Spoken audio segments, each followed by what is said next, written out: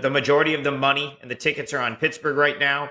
But it moves, and that's got to be sharp. And I have a feeling that the Steelers are the square dog right now, but I have a feeling the move has a lot to do with Najee Harris, who's going to come into this game banged up, and I don't know that he'd be really effective against the Browns anyway, because that's an elite run defense right there. The Browns defensively, overall have been pretty good. I'd almost say they've been close to elite.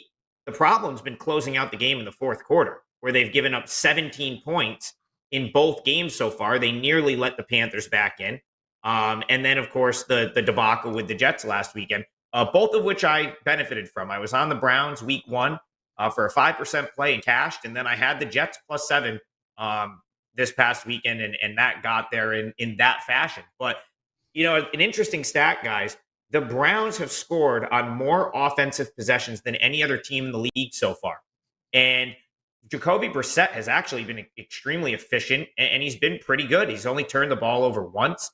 And he's kind of running an offense that he doesn't really have to do a whole lot in, because the Browns are elite at running the ball. So here I look at this Steelers team. They really look like the same team as last year. I don't think Trubisky improves them at all. The offense looks very similar to when slow, aging Big Ben was under center. The Browns, they lost both of these games to the Steelers last year. And then, of course, the way they lost last week to the Jets, just crippling. I think the Browns are going to be up for it here.